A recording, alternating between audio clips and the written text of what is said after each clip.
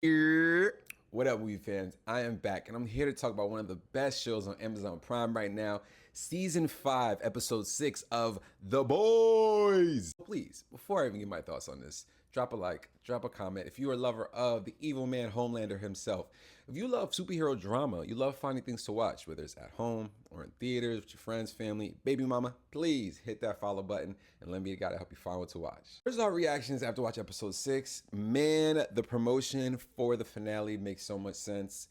Stuff is hitting, fan. That's all I gotta say off of that.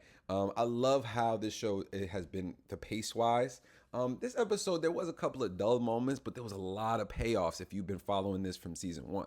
Not to mention, in my opinion, I've read that they want to do a spinoff where it's gonna be like a lot of the characters from the Vault type of experiments, guys like Soldier Boy, Bomb Sight, that whole era. I'm so kind of interested and excited for that. After this episode, I'm so with the next side story to be about those characters. I feel just from the storyline, they're kind of more interesting than R7 that they've given. He's been playing chess, not checkers, and it really hit the fan this episode. I thought it was hilarious that she literally suffocated Shorty, but it shows like I feel like her character is starting to go in certain ways out of desperation. Like she's doing things that people are so desperate to get rid of Homelander.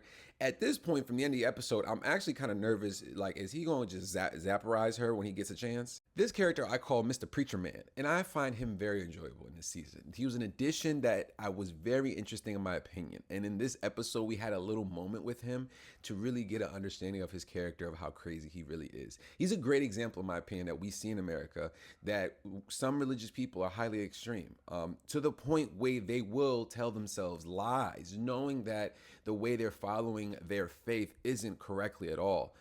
I do think it's also funny that like his little vocal power thinks I think in his head he thinks he can withstand with Homelander. I mean, he knows Firecracker was killed and still will say that's my god and that's who he is. That is so on point to reality. Then we have the Deep, another character in my opinion that was an example of how extreme things will get when people worship a tyrant, if you will, evil leader, to the point where one, he killed Homeboy down there. That's one. Secondly, he went against who he is. He's the Deep. He's the man of the ocean. The fish people are his culture, if you will. And he went against his people and culture in this episode. And I think that was very well played out. Because him getting that V1 was so climatic. I mean, guys, I know y'all dropped your jaw. I feel like we all felt this was gonna happen because we have another episode and he is the star villain of this story.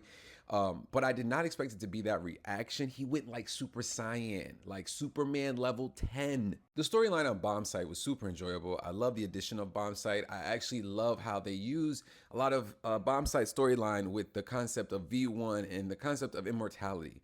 Like that to me was a big topic through the episode, and it hit home on a lot of fronts because a lot of people want to live forever low key. And that is a thing I think people struggle with society, is being okay with being old and aging.